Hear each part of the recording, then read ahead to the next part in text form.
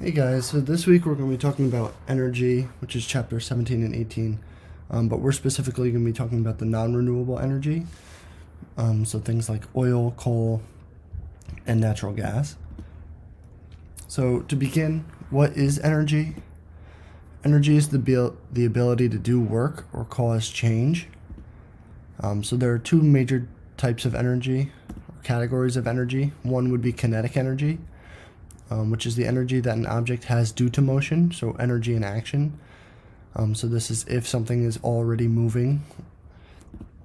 And then potential energy, which is stored energy in an object due to its position or shape. So if something were before it started moving, like the roller coaster at the top of the hill would be potential energy. Once that roller coaster starts moving down the hill, it would then turn into kinetic energy, right? So if you think about it that way, potential is kind of like at the top of its peak, ready to move, and then kinetic energy is when it's actually moving. So there are different forms of energy. Mechanical, which is motion and position of an object. Electrical, which is associated with electrical charges, so anything that's has to do with electricity is going to be electrical energy. Thermal energy is movement of molecules in an object, so that would be anything that has to do with heat or cooling. Obviously, the hotter something is, the faster molecules move, right? The colder something is, the slower they move, and those different types of energy levels, depending on how hot or cold something is all thermal energy. Electromagnetic, so it travels in waves. We kind of talked a little bit about this at the beginning of the year when we talked about space. And then chemical energy, that is stored in bonds between an object. All right, so every bond that is made between two different objects or molecules, when those bonds are broken, that energy is released. And then nuclear, which involves forces within atoms. And we'll talk a little bit more about that when we get to renewable energy sources. These two videos are pretty good. So what I'll do is after I post this video, I will post these two videos that you could watch along with it. I think it helps explain where electricity comes from, what drives electricity, and how that all works. It gives you a better picture of how we use fossil fuels to create electricity. So how energy is used. This is a map or graph showing the energy consumption use in 2017, so sort of recent. Most of our energy is spent on industrial things, so factories and machines, right? The next highest would be transportation, so that could be boats, planes, cars. That's a little bit about what we talked about yesterday, how we saw a huge change in the pollution based on our transportation and industry shutting down. Commercial would be anything like store-wise and selling different products. And then residential would be home life. So these are the different energies, relatively close, but industrial and transportation make up more than half of our energy consumption. So fossil fuels, these would include coal, oil, and natural gas like we talked about yesterday. These are the big three that we use in order to burn for energy. Based on scientific data, these take a long time to form. So if you remember back to what we talked about with soil, how it takes 1,000 years to form, you're kind of talking on an even larger scale than that these take even longer to form. Which is why they say non-renewable energy, because you can't just go get them at any point. Eventually we will run out because we are using them much faster than they are being remade. All fossil fuels release carbon dioxide into the atmosphere along with other gases like nitrogen oxide, which we talked about yesterday. Like I said, they're all non-renewable resources, so we cannot get more of them. All right, the first one is coal. Coal was used heavily during the Industrial Revolution in order to drive machinery. So they use this a lot in order to kind of start that process of using machines, which is why we still use it today. It typically forms from plant remains that are compressed under high pressure without oxygen. So if you remember back to the beginning of the year, we watched a video how the earth was made, and they were compressing that plant matter in that swamp together to show you how bituminous coal could kind of be made. So under high pressure without oxygen, you're going to find that coal can be compressed into hard rock. When it is burned, energy is released. So typically we burn coal in order to release the energy that's inside of it, and driving our technology. So today it powers half of our electricity used by Americans. Right, so that's a lot of our electricity is being powered by coal or coal plants.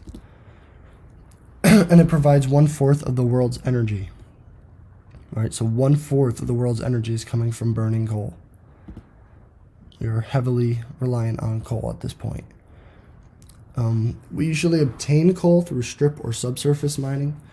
Strip mining is typically when you remove the surface of mining. So you're not going deep underground, you're kind of just scratching the surface and then grabbing what you can find. Subsurface mining is the mining that you typically think of when you think of mining, with a deep hole in the ground, underground tunnels looking for coal. That would be subsurface mining. The advantages to using coal: it's cheap and abundant, so it can be found pretty much anywhere. Pennsylvania has a large amount of coal.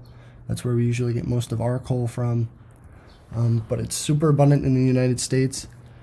It's easy to transport and use. It doesn't take a lot to throw coal, since it's a hard solid, into a truck and drive it all over. And then it's super easy to use because all you have to do is burn it in order to use the energy from it. All right, so it's super easy to use, super easy to transport, cheap and abundant. All good things. That's why we use it often. That's why we're so reliant on it at this point. All right, it doesn't have to be processed. You don't have to add anything to it. It doesn't have to be refined like we'll see with oil. Super easy to use, so coal is a great option for using energy at this point. Oil, on the other hand, dark liquid fossil fuel made up of hydrocarbons. If you remember, we talked about hydrocarbons earlier in the year. Hydrocarbon is when you have carbon bonded to hydrogen, like it says in the name. The Middle East is very rich in oil. We don't usually get much of our oil from the United States. However, we have gotten better at it. But most of our oil comes from either Middle East or Africa. Most of the fighting in the Middle East is because of this. It causes a lot of wars due to fighting over oil. We use it in many of vehicles of transportation. Pretty much anything that you use in order to move is going to require oil of some kind in order to power it. So cars, trains, planes, even lawnmowers use oil. Petrochemicals are chemical compounds derived from oil to make different products. Kind of like we learned earlier when we were talking about plastic bottles, right? Plastic bottles are derived from oil. Same kind of idea. All these different chemical compounds are derived to make oil, or from oil to make different products. And I kind of just found a quick picture that shows you all the different things that can be made from oil, from soccer balls to tape measures, plastic cones, eyeglasses, pacifiers, Ziploc bags, which a lot of us use every day. So all these different things are derived from oil. So you can see how prevalent oil is in our society. All right. Oil is typically found in porous rock. Pressure has to be issued in order to obtain oil. So they typically find oil deep in the ground in some kind of rock, and then they exert pressure by using gas on one side. And some companies use seawater on the other side in order to kind of squeeze it out like it's a sponge from both sides in order to get the oil out and into the oil drill. Once you obtain it, it has to be refined before it can be used. So the oil that just comes out of the ground would be what they call crude oil. It has to be refined before you can actually use it. So there is a bit of a process to it after it's removed from the ground that takes a little bit of time, and it's not as easy to transport as coal. If you look at this picture here, right, you have to have long pipelines in order to transport any kind of oil, or if you get it into the truck. But more efficiently, they use the large pipelines to kind of transport the oil. All right, like I said, mostly use pipelines that have to be built. All right, this is usually the oil that you see going into different cars and vehicles. So that's kind of what it looks like. Natural gas.